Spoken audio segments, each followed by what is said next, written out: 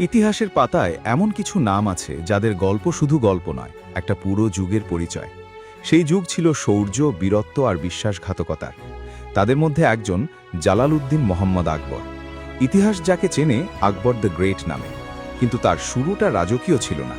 একটি শিশু যে জন্ম নিয়েছিল পালিয়ে বেড়ানো এক পরাজিত সম্রাটের ঘরে, একটি কিশোর যে মাত্র ১৩ বছর বয়সে বসেছিল দিল্লির সিংহাসনে, যখন তার চারদিকে ছিল শুধু শত্রু আর ষড়যন্ত্র, আর একজন শাসক যে যুদ্ধ নয়, বুদ্ধি, কূটনীতি আর ন্যায়ের মাধ্যমে গড়ে তুলেছিল ভারতের ইতিহাসের সবচেয়ে শক্তিশালী সাম্রাজ্য, মুঘল সাম্রাজ্য। কিন্তু প্রশ্ন হলো, কিভাবে একটি অসহায় শিশু হয়ে উঠল আকবর দ্য গ্রেট? আজ আমরা সেই রোমাঞ্চকর যাত্রার গভীরে প্রবেশ করব। জালালউদ্দিন মোহাম্মদ আকবর এক ছোট্ট শাহজাদা, যে মাত্র ১৩ বছর বয়সেই হয়ে উঠেছিল এক বিশাল সাম্রাজ্যের বাদশাহ। কিন্তু তার গল্প শুরু হয়নি কোনো রাজকীয় প্রাসাদে, বরং এক পালিয়ে বেড়ানো পরিবারের মধ্যে। ১৫৪০ সালে কনৌজের যুদ্ধে তার বাবা হুমায়ুন পরাজিত হয়েছিলেন এক শক্তিশালী শাসকের কাছে, শের শাহ সুরি। শের শাহ সুরি ছিলেন আফগান বংশোদ্ভূত এক দুর্ধর্ষ শাসক, যিনি উত্তর ভারত জুড়ে গড়ে তুলেছিলেন সুর সাম্রাজ্য এবং অল্প সময়েই মুঘলদের হটিয়ে দিল্লির সিংহাসন দখল করেছিলেন। মুঘলদের অস্তিত্ব তখন প্রায় বিলীন হওয়ার পথে। এই পরাজয়ের পর হুমায়ুনের সামনে আর কোনো পথ খোলা ছিল না। আশ্রয়হীন সম্রাট তখন মরুভূমির উত্তপ্ত বালুতে হন্যে হয়ে ঘুরছিলেন। নিজের জীবন বাঁচাতে বাঁচাতে তিনি পৌঁছে যান সিন্ধুতে, আর ঠিক সেখানে এই অনিশ্চিত বিপদের মাঝেই জন্ম নেয় এক শিশু, যার নাম রাখা হয় আকবর। মরুভূমির রুক্ষ পরিবেশে এক ভবিষ্যতের মহানায়কের কান্নায় আকাশ বাতাস ভারী হয়ে উঠেছিল। কিন্তু এই শিশুর ভাগ্যে শান্তি লেখা ছিল না। জন্ম থেকেই তাকে শিখতে হয়েছিল প্রতিকূলতার সাথে লড়াই করা। হুমায়ুন শুধু পালিয়ে বাঁচতেই চাননি, তিনি চেয়েছিলেন তার হারানো সাম্রাজ্য আবার ফিরে পেতে। তাই সিন্ধু থেকে তিনি রওনা দেন আফগানিস্তানের দিকে, যেখানে শাসন করছিল তারই ভাই কামরান মির্জা। কিন্তু ভাগ্য আবারও নির্মম। যে ভাইয়ের কাছে সাহায্য আশা করেছিলেন, সেই উল্টো তার বিরুদ্ধে সেনা পাঠায়। নিজের ভাইয়ের বিশ্বাসঘাতকতা হুমায়ুনকে দিশেহারা করে দেয়। সে সময় ছিল ভয়ঙ্কর শীত, চারদিকে তুষারপাত, হাড় কাঁপানো ঠান্ডা, আর সামনে অনিবার্য বিপদ। এই অবস্থায় হুমায়ুন বুঝে যান এখানে থামা মানেই মৃত্যু। তাই তিনি সিদ্ধান্ত নেন যত দ্রুত সম্ভব এখান থেকে পালাতে হবে। কিন্তু তখন সামনে আসে সবচেয়ে কঠিন প্রশ্ন। মাত্র ১ বছরের শিশু আকবর এই ভয়ঙ্কর যাত্রা কিভাবে সহ্য করবে? ১ বছরের সেই নরম শরীর কি সহ্য করতে পারবে পারস্যের সেই বরফ শীতল হাওয়া? অবশেষে ইতিহাসের এক হৃদয় বিদারক সিদ্ধান্ত নেওয়া হয়। হুমায়ুন নিজের ছোট্ট সন্তান আকবরকে কান্দাহারে রেখে তার মাকে সঙ্গে নিয়ে বরফে ঢাকা পাহাড় পেরিয়ে রওনা দেন ইরানের পথে। একজন বাবার জন্য নিজের কোলের সন্তানকে ফেলে যাওয়া কতটা যন্ত্রণার ছিল, তা ইতিহাস আজও সাক্ষী দেয়। হুমায়ুন যখন কান্দাহার থেকে পালিয়ে গেলেন, তখন ছোট্ট আকবর রয়ে গেল একা। তার বয়স তখন মাত্র ১ বছর। কিছুক্ষণ পরেই হুমায়ুনের ভাই কামরান মির্জা তার সেনাবাহিনী নিয়ে সেই ক্যাম্পে পৌঁছে যান। সে দেখে পুরো ক্যাম্প ফাঁকা, কিন্তু ভেতরে আছে একটি ছোট্ট শিশু। সে বুঝতে দেরি হল না, এটাই হুমায়ুনের ছেলে আকবর। আর সেখান থেকেই ছোট্ট আকবর চলে যায় তার চাচার নিয়ন্ত্রণে। তাকে নিয়ে যাওয়া হয় কাবুলে। আকবর সেখানে বড় হতে থাকেন এক বিচিত্র পরিবেশে, যেখানে তার জীবন ছিল অনিশ্চিত। অন্যদিকে হুমায়ুনের যাত্রা তখন শেষ হয়নি। মাত্র ৪০ জন সৈন্য নিয়ে তিনি বরফে ঢাকা পাহাড় পেরিয়ে ইরানের দিকে এগিয়ে যাচ্ছিলেন। চারদিকে তুষার, খাবার নেই, বাঁচার কোনো নিশ্চয়তা নেই। ক্ষুধায় কষ্ট পেয়ে তারা নিজের ঘোড়াগুলোকেই জবাই করে হেলমেটের ভেতর রান্না করে খেতে শুরু করেন। একটা রাজকীয় জীবন থেকে এমন এক বেঁচে থাকার লড়াই, এটাই ছিল মুঘলদের ইতিহাসের সবচেয়ে কালো অধ্যায়। অবশেষে অনেক কষ্টের পর হুমায়ুন পৌঁছে যান ইরানে। ইরানে গিয়ে তার সাক্ষাৎ হয় পারস্যের শক্তিশালী শাসকের সাথে, শাহ তাহমাসাব এক। শাহ তাহমাসাব এক হুমায়ুনকে সম্মান জানিয়ে এক বিশাল দাওয়াত দেন। কিন্তু সাহায্য সহজে আসেনি। শাহ তাহমাসাব জানতেন মুঘল সম্রাটের এখন কোনো শক্তি নেই। তিনি একটি শর্ত দেন, যদি হুমায়ুন আবার হিন্দুস্তান জয় করতে পারেন, তাহলে কান্দাহার দিতে হবে পারস্যকে। হুমায়ুনের সামনে তখন আর কোনো পথ ছিল না। তিনি শর্ত মেনে নেন। ১৪,০০০ পারস্য সৈন্য নিয়ে হুমায়ুন আবার রওনা দেন। প্রথম লক্ষ্য কান্দাহার। এবার আর কোনো বাধা টিকতে পারেনি। খুব সহজেই কান্দাহার তার দখলে আসে। এরপর তিনি এগিয়ে যান কাবুলের দিকে, যেখানে বন্দী তার নিজের সন্তান আকবর। কাবুল অবরোধের সময় এক শিউরে ওঠার মতো ঘটনা ঘটে। হুমায়ুন তার সেনাবাহিনী নিয়ে কাবুল দুর্গকে চারদিক থেকে ঘিরে ফেলেছেন। ভেতরে তার ভাই কামরান মির্জা জানতে পেরেছে এই যুদ্ধ সে হারতে চলেছে, কিন্তু হাল ছেড়ে দেওয়ার মানুষ সে ছিল না। হঠাৎ কামরান এক ভয়ঙ্কর সিদ্ধান্ত নেয়। সে আদেশ দেয় ছোট্ট আকবরকে দুর্গের দেওয়ালের উপর এনে দাঁড় করানো হোক। কামরান গিয়েছিল নিজের ভাতিজাকে ঢাল হিসেবে ব্যবহার করতে। তখন আকবরের বয়স মাত্র 4 বছর। একটি ছোট্ট শিশু 2 সেনাবাহিনীর মাঝখানে দাঁড়িয়ে, চারদিকে তীর, গোলা, যুদ্ধের শব্দ, আর সেই শিশু চিৎকার করে কাঁদছে। বাইরে থেকে হুমায়ুনের সেনারা দুর্গে আক্রমণ চালাচ্ছিল। হঠাৎ তাদের চোখ পড়ে দেওয়ালের ওপর দাঁড়িয়ে থাকা সেই শিশুর দিকে। এক মুহূর্তে সব কিছু থেমে যায়, তীর ছোঁড়া বন্ধ হয়ে যায়, কারণ ওই শিশু আর কেউ নয়, ওই ছিল তাদের ভবিষ্যৎ সম্রাট আকবর। এটি ছিল ইতিহাসের অন্যতম রোমহর্ষক দৃশ্য। সময় নষ্ট না করে হুমায়ুনের সৈন্যরা দ্রুত দুর্গের ভেতরে ঢুকে পড়ে। তীব্র যুদ্ধের পর অবশেষে কাবুল দুর্গ দখল করা হয় এবং ঠিক সেই মুহূর্তে ছোট্ট আকবরের জীবন বেঁচে যায়। এই যুদ্ধের পর আকবর আবার ফিরে পায় তার পরিবারকে। তার মা, যার থেকে সে ছোটবেলায় বিচ্ছিন্ন হয়েছিল, অবশেষে আবার তার সাথে মিলিত হন। মা আর সন্তানের সেই মিলন ছিল আবেগঘন। কাবুল জয় করার পর হুমায়ুন এখন আগের চেয়ে অনেক বেশি শক্তিশালী। সে জানে এবার সময় এসেছে তার হারানো সিংহাসন ফিরে পাওয়ার। তাই সে গঠন করেন এক বিশাল সেনাবাহিনী এবং সেই বাহিনীর দায়িত্ব দেন তার সবচেয়ে বিশ্বস্ত সেনাপতি বৈরাম খানকে। বৈরাম খান একের পর এক এলাকা জয় করতে করতে অবশেষে পৌঁছে যান দিল্লিতে। দীর্ঘ 15 বছর পর হুমায়ুন আবার বসেন দিল্লির সিংহাসনে। মুঘল সাম্রাজ্য ফিরে আসে, কিন্তু এবার এক নতুন রূপে। এই হুমায়ুন আর আগের মতো ছিলেন না। তিনি বুঝে গিয়েছিলেন তার বিলাসিতা আর ভুল সিদ্ধান্তই তার সাম্রাজ্য কেড়ে নিয়েছিল।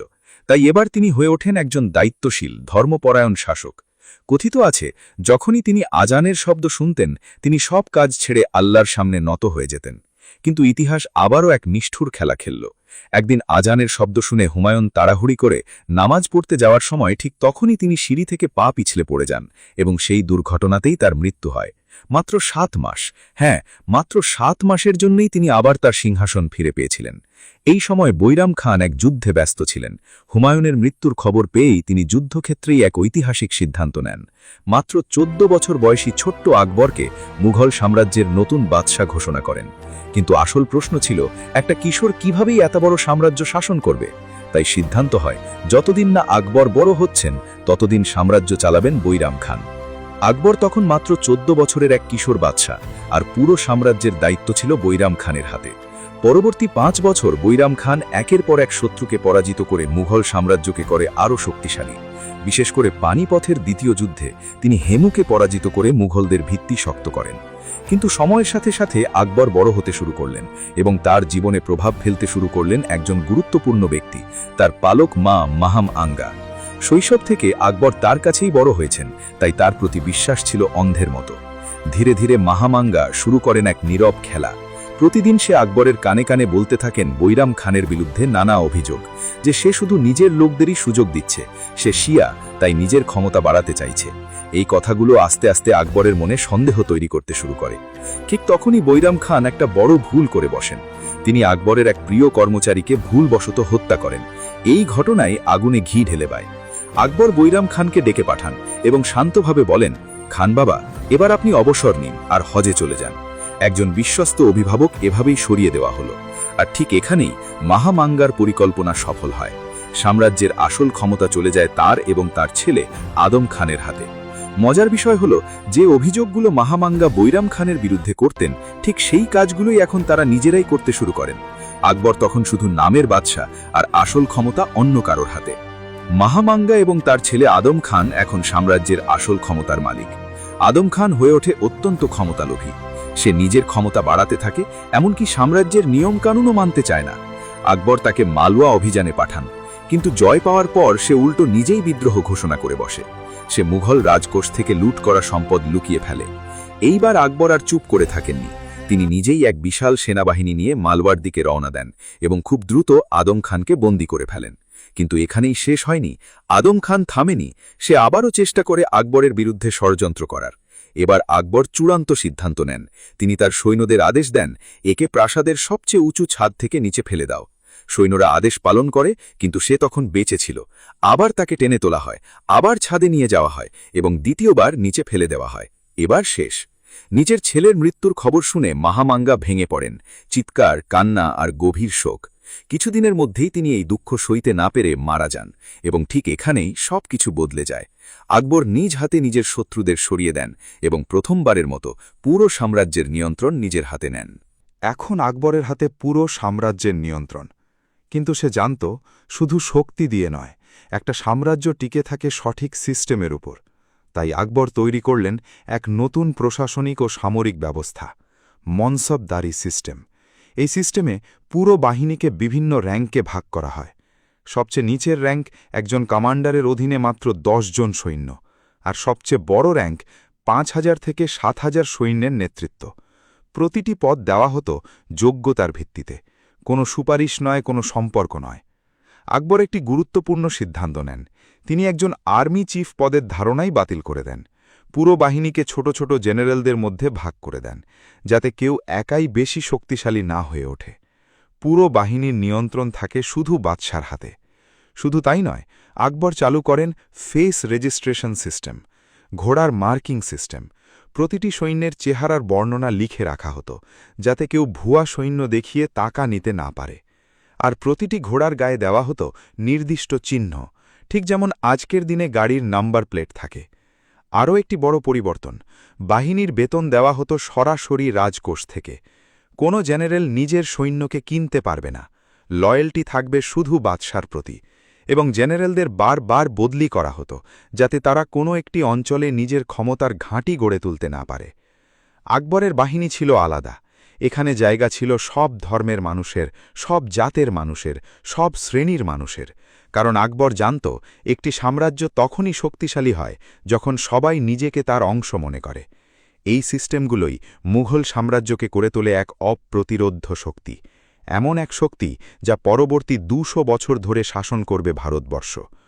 মুঘল সাম্রাজ্য এখন শক্তিশালী, কিন্তু আকবর জানত তার সামনে সবচেয়ে বড় চ্যালেঞ্জ এখনও বাকি, রাজপুতানা।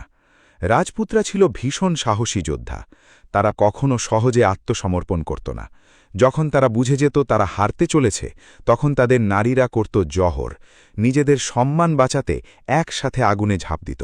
আর পুরুষরা করত সাকা, শেষ নিঃশ্বাস পর্যন্ত লড়াই করে যেত। আকবর বুঝে গিয়েছিলেন এই জাতিকে শুধু যুদ্ধ দিয়ে জয় করা সম্ভব নয়। তাই তিনি বেছে নিলেন এক ভিন্ন পথ। একদিন এক রাজপুত রাজা তার কাছে সাহায্য চাইতে আসে। তিনি ছিলেন রাজা ভরমল। তার নিজের এক সমস্যার জন্য তিনি আকবরের কাছে সাহায্য চান। এই সময় আকবরের মনে পড়ে যায় এক পুরনো ঘটনা। কয়েক বছর আগে এই একই রাজা ভরমল এক মুঘল সেনাপতিকে কঠিন সময়ে সাহায্য করেছিলেন। ঠিক তখনই একটি অদ্ভুত ঘটনা ঘটে। আকবর একটি বন্য হাতিকে নিয়ন্ত্রণ করার চেষ্টা করছিলেন। হঠাৎ হাতিটি পাগল হয়ে যায়। চারদিকে আতঙ্ক ছড়িয়ে পড়ে। সবাই নিজের জীবন বাঁচাতে পালাতে থাকে। কিন্তু একটি পরিবার সেখানেই দাঁড়িয়েছিল, রাজা ভরমল এবং তার পরিবার। তারা পালায়নি, বরং আকবরকে রক্ষা করার জন্য দাঁড়িয়েছিল। এই সাহস ও বিশ্বস্ততা আকবরকে গভীরভাবে প্রভাবিত করে। তিনি রাজাকে বলেন, আমি আপনাকে সম্মান দেব, আপনার পাশে থাকব। এরপর রাজা ভরমল একটি প্রস্তাব দেন, তার কন্যা যোধাবাইয়ের সাথে আকবরের বিয়ে। আকবর এই প্রস্তাব গ্রহণ করেন, কারণ তিনি জানতেন এই একটি সিদ্ধান্তই রাজপুতদের সাথে সম্পর্ক বদলে দিতে পারে। কিন্তু এই বিয়ের সাথে ছিল একটি গুরুত্বপূর্ণ শর্ত, যোধাবাইকে তার ধর্ম পরিবর্তন করতে হবে না। তিনি নিজের ধর্ম স্বাধীনভাবে পালন করতে পারবেন। আকবর এই শর্ত মেনে নেন। এই বিয়ের পর রাজপুতরা হয়ে ওঠে মুঘল সাম্রাজ্যের সবচেয়ে শক্তিশালী মিত্র। আকবর তাদের সম্মান দেন, এমনকি রাজা মান সিংকে নিজের সবচেয়ে গুরুত্বপূর্ণ সেনাপতিদের একজন বানান। যে জাতি একসময় ছিল তার সবচেয়ে বড় শত্রু, আজ তারা তার সবচেয়ে বড় শক্তি। এটাই ছিল আকবরের কূটনীতি, যা বানিয়েছিল আকবর দ্য গ্রেট। রাজপুতদের অনেকেই আকবরের সাথে মিত্রতা করেছিল, কিন্তু একজন ছিলেন যিনি কখনও মাথা নত করেননি। তার নাম মহারানা প্রতাপ। মহারানা প্রতাপ বিশ্বাস করতেন রাজপুতরা তাদের স্বাধীনতা হারাচ্ছে, তারা মুঘলদের সামনে আত্মসমর্পণ করছে, এবং তিনি এই অপমান কখনও মেনে নিতে পারেননি। আকবর সরাসরি যুদ্ধ চাননি, সে আবারও চেষ্টা করেছিল কূটনীতির মাধ্যমে সমাধান করতে। তাই এবার সে কোনো মুসলিম সেনাপতিকে নয়, বরং একজন রাজপুতকেই পাঠান, রাজা মান সিং। কিন্তু মহারানা প্রতাপ এই প্রস্তাব ফিরিয়ে দেন। শুধু তাই নয়, তিনি অপমান করে বলেন, যদি আকবর সত্যি কথা বলতে চায় তাহলে সে নিজেই আসুক। এই কথাটি আকবরের জন্য ছিল এক বড় চ্যালেঞ্জ। এরপর আর কোনো পথ খোলা ছিল না। আকবর আদেশ দেন, যুদ্ধ শুরু হোক। শুরু হয় এক ভয়ঙ্কর যুদ্ধ। রাজপুতদের সাহস, তাদের আত্মত্যাগ, তাদের শেষ পর্যন্ত লড়াই করার মানসিকতা সবকিছুই ছিল অসাধারণ। কিন্তু মুঘল সাম্রাজ্যের বিশাল শক্তির সামনে তারা ধীরে ধীরে পিছিয়ে পড়তে থাকে। দীর্ঘ লড়াইয়ের পর মহারানা প্রতাপ এই যুদ্ধে পরাজিত হন এবং আকবর পুরো রাজপুতানার ওপর নিজের নিয়ন্ত্রণ প্রতিষ্ঠা করেন। এখন মুঘল সাম্রাজ্য তার সর্বোচ্চ শক্তিতে পৌঁছে গেছে। উত্তর ভারত থেকে রাজপুতানা সবকিছু এখন আকবরের অধীনে। জালালউদ্দিন মোহাম্মদ আকবর শুধু একজন বিজেতা ছিলেন না, তিনি ছিলেন একজন গড়ার মানুষ। তিনি বুঝেছিলেন একটি সাম্রাজ্যকে সত্যিকারের শক্তিশালী করতে হলে মানুষের জীবন বদলাতে হবে। তাই তিনি শুরু করেন একের পর এক গুরুত্বপূর্ণ সংস্কার। যুদ্ধের সময় বন্দী হওয়া মানুষদের দাস বানানোর প্রথা তিনি সম্পূর্ণ বন্ধ করে দেন। সমাজের এক নিষ্ঠুর প্রথা সতীদাহ, যেখানে স্বামীর মৃত্যুর পর স্ত্রীকে আগুনে ঝাঁপ দিতে হতো, আকবর সেই প্রথার বিরুদ্ধেও অবস্থান নেন এবং তা বন্ধ করার নির্দেশ দেন। তিনি ঘোষণা করেন কোনো নারীকে জোর করে এই কাজ করতে বাধ্য করা যাবে না। একজন বিধবা চাইলে নতুন করে জীবন শুরু করতে পারবে। এই সিদ্ধান্তগুলো সেই সময়ের জন্য ছিল বিপ্লবের মতো। আকবর সব ধর্মের মানুষের জন্য সমান অধিকার নিশ্চিত করেন। তার দরবারে হিন্দু, মুসলিম, শিখ সবাই সমান সম্মান পেত, কারণ তিনি বিশ্বাস করতেন একটি সাম্রাজ্য তখনই মহান হয় যখন সেখানে সবাই নিরাপদ বোধ করে। এই সব সংস্কারের কারণেই মুঘল সাম্রাজ্য পৌঁছে যায় তার স্বর্ণযুগে। অর্থনীতি শক্তিশালী, প্রশাসন সুসংগঠিত, আর জনগণ তুলনামূলকভাবে শান্তিতে। এখন আকবর শুধু একজন বাদশা নন, তিনি হয়ে উঠেছেন ভারতের ইতিহাসের সবচেয়ে শক্তিশালী শাসকদের একজন। 50 বছরের শাসনে আকবর গড়ে তুলেছিলেন এক শক্তিশালী সাম্রাজ্য, যা টিকে ছিল আরও 200 বছর।